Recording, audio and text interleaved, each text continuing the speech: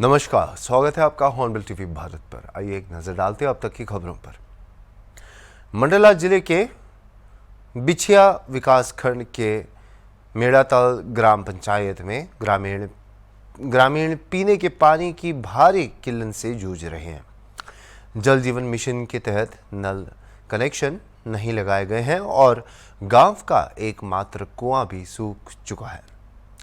ग्रामीण कीड़युक्त गंदा पानी पीने को मजबूर हैं, जिससे बीमारियां फैल रही हैं। पंचायत द्वारा लगाए गए नल से सप्ताह में सिर्फ 1-2 दिन पानी आता है। अब तक न कुएं की सफाई हुई है और न ही पीएचई विभाग या ग्राम पंचायत ने कोई कदम उठाया है। आइए एक नज़र डालते हैं इस डिटेल्ड रिपोर्ट पर।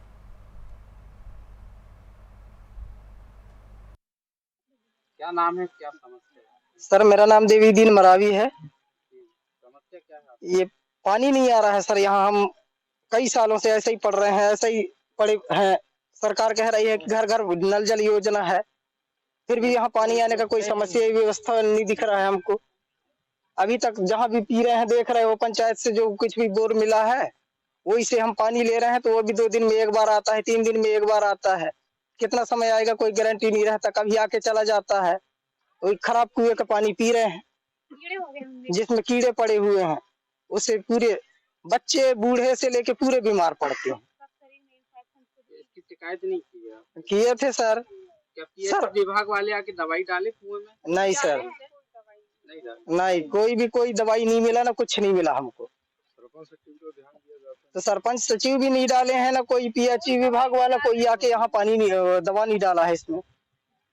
अभी तक ऐसा कोई पानी से नहीं आया। टैंकर से पानी गिरवाने के लिए बोल रहे हैं, तब भी कोई सुनता ही नहीं है। अब लापरवाही किसकी है सर, वो तो समझ में नहीं आ रहा है। सरपंच से बोलते हैं तो सरपंच नहीं सुनता, सचिव से बोलते हैं सचिव नहीं सुनता, तो क्या करें, जनता मिलकर बोलते हैं। अब सबसे बोल देखे तो क्या करें हम भी, अब कोई नहीं सुन रहा है हमारा, तो किससे कहें हम। मोबाइल बंद करके रख लेते हैं। फोन बंद करके रख लेता है सरपंच। अच्छा, फोन लगा। हाँ, आज भी हमने फोन लगाए थे सर। पानी नहीं आ रहा है, पानी की हम सख्त जरूरत है। कब से है ये समस्या? बहुत दिन हो गए, ये तो 1-2 सालों से चल रहा है सर। ऐसा डेली चल रहा है कि कभी अभी अभी हुआ है? डेली चल रहा है सर, मतलब बहुत दिनों से परेशान है। हम्म। तो अभी जो नल जल योजना के तहत जो नल लगने थे वो नहीं लगे हैं? नहीं, कहीं पे भी नहीं? नहीं। तो फिर क्या कर रहे हो आप उसके लिए? हमको पानी की सुविधा चाहिए। जो कुआं में तो इतना गंदा पानी, इसको पी रहे हैं? नहीं, इसको पी रहे हैं, इससे तो बीमार हैं। बीमार भी हो रहे हो आप? हाँ, सर्दी खांसी जुकाम बुखार।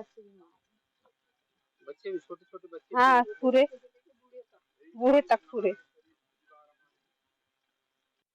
क्या नाम है? मालती हुई है सर। क्या समस्या है?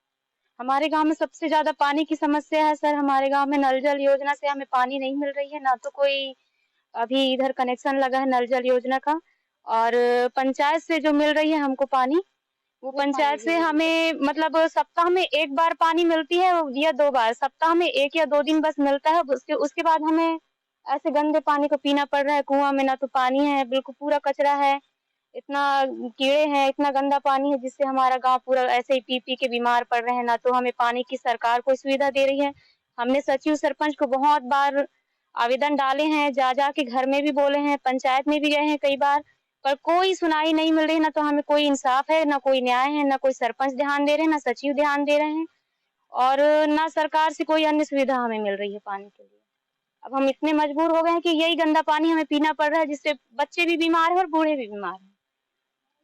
पंचायत में इसका बिल आता है जो नल आ रहा है पंचायत? बिल आता है सर, बिल सरपंच सर लेते थे पहले, अभी तो वो बाहर चले गए हैं। तो लेकिन बिल हर महीना लिया जाता है। बिल हर महीना लिया जाता है सर। कितना लेते हैं? 100 रुपए महीना का लेते हैं।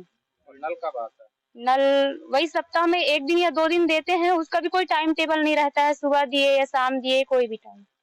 जल जीवन मिशन के तहत जो नीली पाइप वाली नल लगने वो लगे? नहीं सर, नहीं, वो नहीं लगा है अभी तक की। सरकार तो कह रही घर घर पानी पहुंचाएंगे। नहीं सर, कहाँ से पानी पहुंचा रही है? पंचायत से मुश्किल से जो नल लगी है उसमें तो 1 या 2 दिन पानी मिल रही है। सरकार ने कहाँ से हमें घर घर पानी पहुंचा दिया?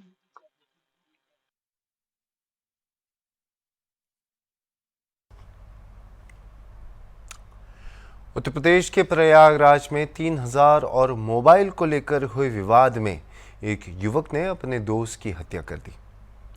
बटवाली गांव के जंगल में अज्ञात शव मिलने के बाद मामला सामने आया है। आरोपी लकी ने शराब पिलाकर अपने दोस्त आसिफ की गला दबाकर हत्या कर दी। सिविल लाइंस पुलिस ने आरोपी को गिरफ्तार कर जेल भेज दिया है और अभी मामले की आगे की जांच चल रही है। सर सिविल लाइन क्षेत्र में एक मामला सामने आया है जहाँ पर एक दोस्त ने कुछ पैसे की लालच में अपने दोस्त को मारा। क्या है? देखिए 16 तारीख को थाना सिविल लाइन क्षेत्र के भटौली के जंगलों में एक डेड बॉडी की सूचना थी। उस पर तत्काल SHO, CO और जो ICOP है वहाँ भगवानपुरी सही मौके पर गए और उस डेड बॉडी को लेकर के उसमें जो वैधानिक कार्रवाई है वो की उसके लिए स्टार्ट की गई, जिसमें इसके पहचान के लिए भी पूरा प्रयास किया गया। बहुत प्रयास के बाद ये पता चला कि जो मृतक था इसका नाम आसिफ था और ये पागबड़ा का रहने वाला, थाना पागबड़ा क्षेत्र का रहने वाला था। उसमें जब छानबीन की गई और गहराई से इसकी विवेचना की गई तो उसमें इसका एक साथी था जिसका नाम लकी है। ये दोनों एक साथ नशा वगैरह करते थे और कुछ कबाड़ के पैसे को लेकर और एक मोबाइल को लेकर इस दोनों के बीच में विवाद हुआ। लकी उस आसिफ को यानी मृतक को लेकर के यहाँ इधर सिविल लाइंस के क्षेत्र में आया और आने के बाद उसने उसको पहले नशा दिया और नशा देने के बाद उसकी गला दबाकर, गला घोंटकर और उसकी हत्या कर दी। इसमें हम लोगों ने छानबीन की है। ये जो लकी मर्डरर है ये अरेस्ट हो गया, इसको कल जेल भेजा गया है। जितने सारे इक्विपमेंट्स इसने यूज किए थे सारा रिकवर हो गया है और इसमें अगली वैधानिक कार्रवाई की जाए। कितने रुपए का लेन-देन? देखिए केवल 3000 रुपये का लेन देन की बात सामने आई है। 3000 रुपया इसने इसको देना था मृतक को। उसके वो पैसा उसका लिया हुआ था लकी ने, जो मारने वाला है, वो देना नहीं चाह रहा था और उसी के चलते इसने इसकी हत्या की। सर तो क्या दोनों दोस्त है या आस पड़ोस के रहने वाले? तो नहीं, दोनों आपस में नशा करते थे, आस पड़ोस में रहते भी हैं और दोनों में काफी दिनों से दोस्ती थी। मेरा नाम अकबर। अकबर भाई, एक लड़की की बॉडी मिली थी, उसकी शिनाख्त हो गई, ये आसिफ बताया जा रहा है उसका नाम। हमारा भतीजा था। अच्छा, क्या हुआ था इसके साथ में? ये तो कल से हमें पता नहीं, गायब हो गया था कल शाम से, परसों से। हाँ परसों से हुआ था, लेकिन जब इसकी खबर मिली हमें तो जब पता चली और पता ही ना थी। पहले भी गायब होता था घर से? ना पहले ना गायब हो रहा था, मोहल्ले में रह रहा था। अच्छा, क्या करता था ये सब काम कर लेगा, या घर में चले जाएगा, या पुताई कर ली, किसी की मजदूरी कर ली, कोई भी काम। अच्छा, अब क्या पता चला आपको, कैसे पता? अब ये पुलिस ने केस खोला, शक के आधार पर उठा के लाई है पुलिस।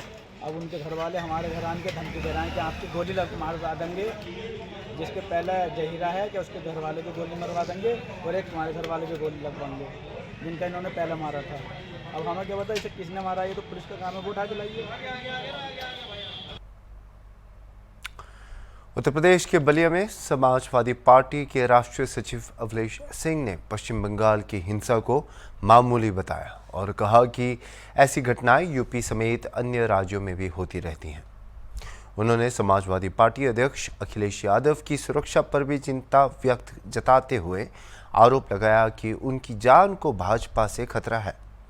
अवलेश सिंह ने अखिलेश को प्रधानमंत्री जैसी NSG सुरक्षा देने की मांग करते हुए कहा कि गृह मंत्री को पत्र भी लिखा गया है।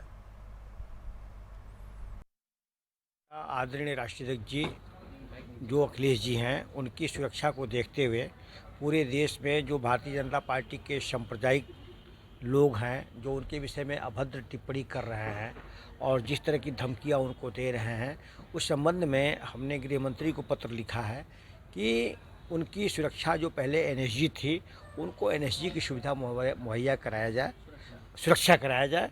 और मैं भारत सरकार से निवेदन करूंगा कि जो प्रधानमंत्री जी की सुरक्षा जिस तरह से होती है, उस तरह से जो हुई हमारे नेता आदरणीय राष्ट्रीय अध्यक्ष जी जो देश के युवाओं की चेहरा और भविष्य है, तो इसको ध्यान देखते हुए प्रधानमंत्री के समकक्ष उनको सुरक्षा उपलब्ध होनी चाहिए।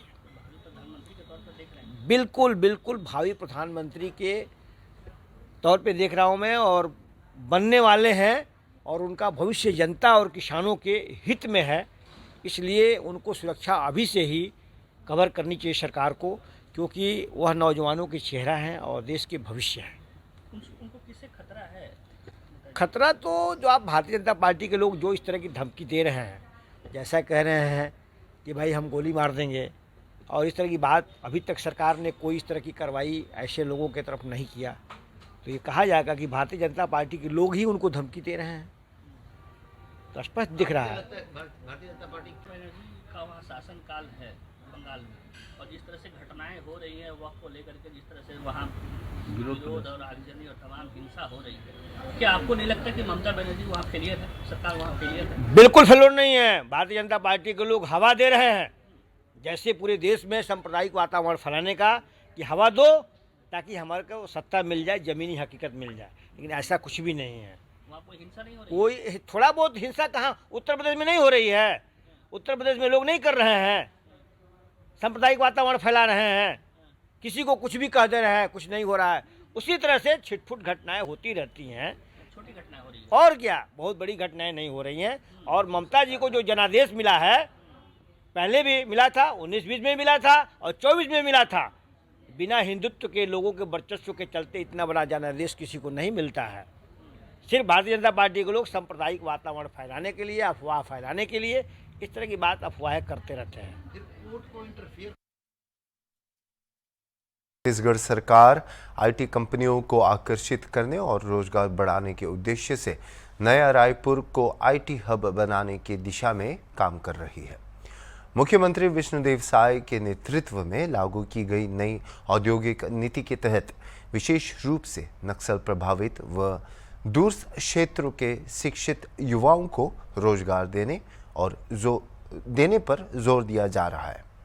एनआरडीए के सीईओ सौरभ कुमार ने बताया कि आईटी कंपनियों को प्लग एंड प्ले इंफ्रास्ट्रक्चर मुहैया कराया जा रहा है और अब तक 4 कंपनियों को 1800 सीटें आवंटित की जा चुकी हैं। दंतेवाड़ा के किशन मंडावी जैसे युवाओं ने सरकार की इस पहल की सराहना करते हुए कहा है कि इससे बस्तर जैसे इलाकों के युवाओं को आईटी क्षेत्र में करियर बनाने का मौका मिल रहा है।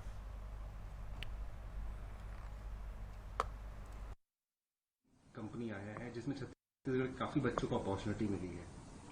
जी, राज्य सरकार की अभी ये मंशा है और माननीय मुख्यमंत्री जी का निर्देश है कि हम ज्यादा से ज्यादा रोजगार मूलक और एम्प्लॉयमेंट ओरिएंटेड कार्य करें, जिसपे बच्चों को, हमारे यहाँ जो पढ़े लिखे बच्चे उनको नौकरी मिल सके। उसके अंतर्गत ही जो नया Raipur authority plug and play space available करा रहा है, उसमें अभी वर्तमान में 4 कंपनियों को 1800 सीट आवंटन की गई हैं, जिसमें करीब 2600 नौकरियां सृजित होंगी। उसी के अंतर्गत एक पहली जो कंपनी है स्क्वायर बीपीओ, उसका उद्घाटन माननीय मुख्यमंत्री जी द्वारा किया गया है। सर, और क्या पोटेंशियल है सर, और कितनी कंपनीज आ सकती हैं? यूजुअली बात होती है कि नया रायपुर आईटी हब जैसा डेवलप होगा। अभी ये शुरुआत हुई है। जैसे बताया कि हमने करीब 1800 सीट आवंटन कर दी हैं अलग अलग कंपनियों को। बड़ी कंपनियों को भी की है, टेली परफॉर्मेंस जैसी बड़ी कंपनी को भी की है, जिसके भारत में करीब 1 लाख से ज्यादा लोग काम करते हैं। और हम इस पे भी सीमित नहीं है, हम एक उसके जो और भी जो हमारे पास जगह है उसको एक अलग आईटी टावर के रूप में विकसित कर रहे हैं। और हमारे पास बहुत सारी क्वेरीज भी आ रही हैं कंपनियों के द्वारा, बच्चों के द्वारा भी क्वेरीज आ रही हैं। उसको हम कोशिश कर रहे हैं कि जल्द ही हम यहाँ पे 5 से 6 हजार रोजगार जो हमारा लक्ष्य है वो हासिल कर सकें। सर, यूजुअली बच्चों जो रायपुर में रहते हैं या आसपास रायपुर के कनेक्टिंग डिस्ट्रिक्ट में रहते हैं, उनको तो पता चल जाता है, लेकिन रिमोट एरियाज में जैसे सरगुजा हो गया या फिर दंतेवाड़ा है, बस्तर के जो जगह, वहां पता नहीं चल पाता कि ऐसी एक्टिविटीज चल रही है, तो उसको कैसा है?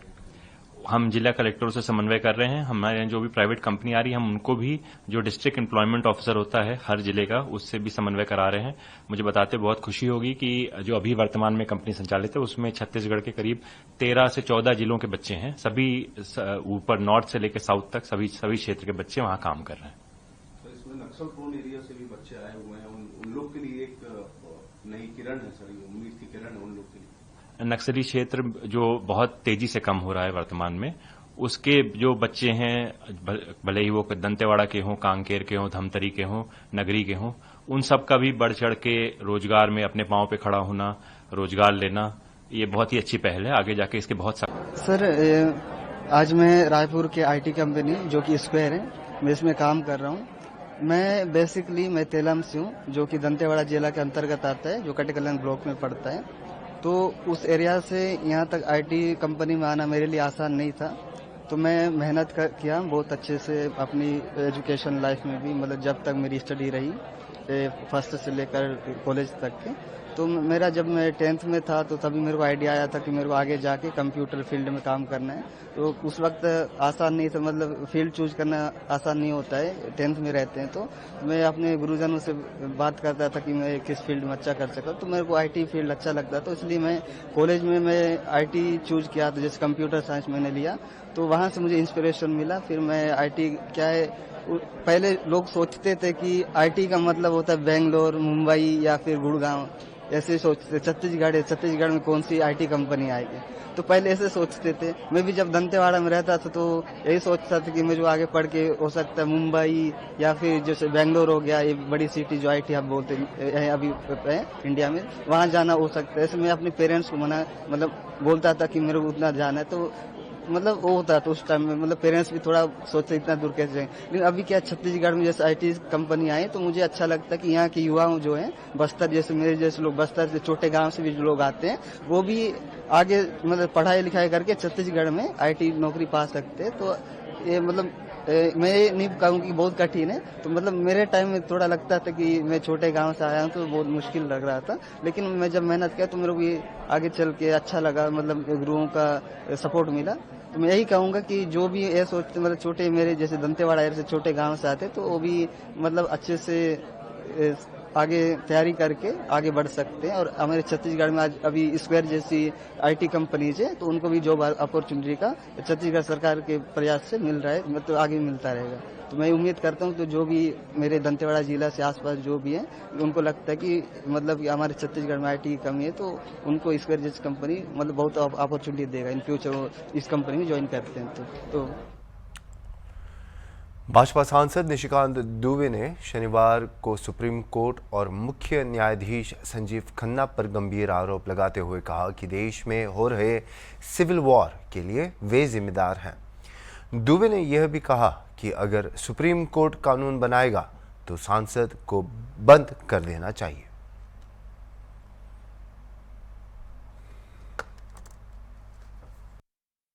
बंद हो जाने चाहिए ना। मैं आपको बताऊं कि एक आर्टिकल 377 था, जिसमें होमोसेक्सुअलिटी जो है एक बड़ा अपराध था। अभी ट्रंप एडमिनिस्ट्रेशन आया है, उसने क्या कहा है? उसने कहा है कि इस दुनिया में दो ही सेक्स है, या तो मेल है या तो फीमेल है। ट्रांसजेंडर की उसने बात नहीं कही, होमोसेक्सुअलिटी की बात नहीं कही। पूरी क्रिश्चियन कम्युनिटी हो, पूरी हिंदू कम्युनिटी हो, पूरी मुस्लिम कम्युनिटी हो, पूरी बुद्ध हो, जैन हो, सिख हो, सभी ये मानते हैं कि होमोसेक्सुअलिटी एक अपराध है। सुप्रीम कोर्ट ने वन फाइन मॉर्निंग कहा कि नहीं, ये केस हम एबॉलिश करते हैं, ये आर्टिकल एबॉलिश करते हैं। हमने आईटी एक्ट बनाया। आईटी एक्ट में सबसे ज़्यादा दुखी कौन है? महिलाएं हैं, महिलाओं के पौर्न आते हैं, बच्चे हैं, बच्चे के पौर्न आते हैं, उनकी सेक्सुअलिटी के बारे में जो है हंगामा होता है।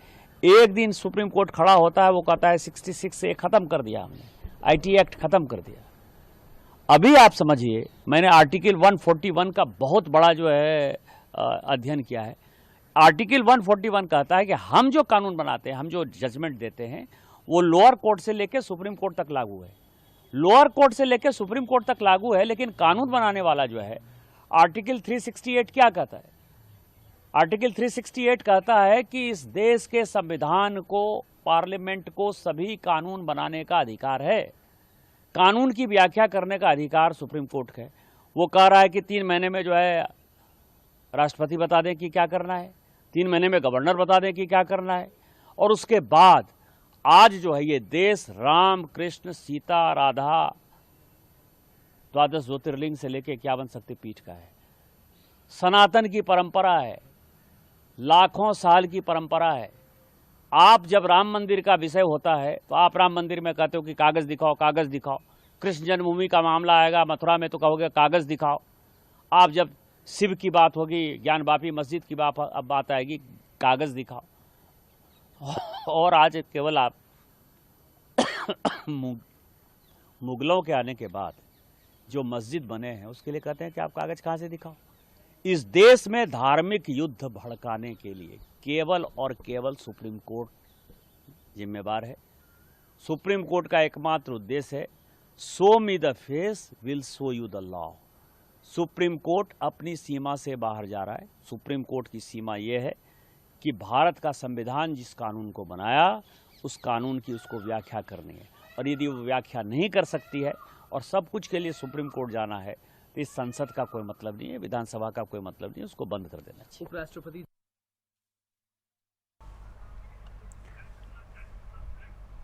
वहीं एआईएमआईएम सांसद असदुद्दीन ओवैसी ने भाजपा पर न्यायपालिका को डराने का आरोप लगाते हुए डुबे के बयान को गैर जिम्मेदाराना बताया और कहा कि इससे देश की एकता को खतरा हो सकता है। नहीं, कोर्ट कानून कैसे बनाएगा? अरे जालिमों, सुप्रीम कोर्ट का जजमेंट कानून का मौकफ रखता है। पढ़ो, तुम लोग ट्यूबलाइट हो,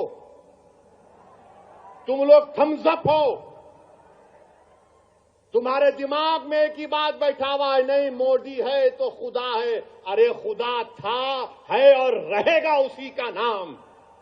आइन है और रहेगा, मगर इस तरह धमकी देना अदालत को, और फिर गवर्नर प्रेसिडेंट को बोल रहे हैं अगर नहीं करे तो कानून बन जाएगा। अरे 142 क्या है प्यारे? 142 आइन का बनाने वाला अंबेडकर है। अंबेडकर में तुम्हारे से ज्यादा दूरअंदेशी थी। आप ये बोल रहे हैं कैसा बनाए, वो कैसा बनाए, हम ऐसा कर देंगे। मगर मेरे अजीज दोस्तों और बुजुर्गों, बीजेपी आइन पर एक फ्रॉड कर रही है और डरा रही है। रिलीजियस वार की धमकी बीजेपी दे रही है। मिस्टर मोदी, कौन रेडिकलाइज हो चुका है बताओ आप? सत्ता में आप हैं, आपके लोग रेडिकलाइज हो चुके हैं।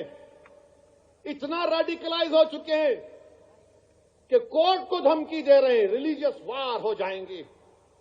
मोदी जी, अगर ये धमकी देने वालों को आप नहीं रोकेंगे, देश कमजोर होगा और देश कभी भी माफ नहीं करेगा। आज सत्ता इख्तिदार आपके पास है, कल नहीं रहेगा इंशाअल्लाह ताला, कल नहीं रहेगा इंशाअल्लाह ताला। अब भारत का हिंदू भी जान चुका है कि वक्फ का कानून बनाए तो क्या मेरे को नौकरी मिलती। हिंदू जान चुका है कि मुसलमानों की नफरत को दिखाकर, मुसलमानों को डराकर वोट बटोरती आई बीजेपी। दिखाने के लिए कुछ नहीं है। 4.5-5% नौजवानों में बेरोजगारी है। उनके बेरोजगारी को दूर करने का कोई प्रोग्राम नहीं, मगर सिर्फ मुसलमानों को नफरत का निशान बना दो। अभी के लिए इतना ही, और खबरों के लिए आप देखते रहिए हॉर्नबिल टीवी।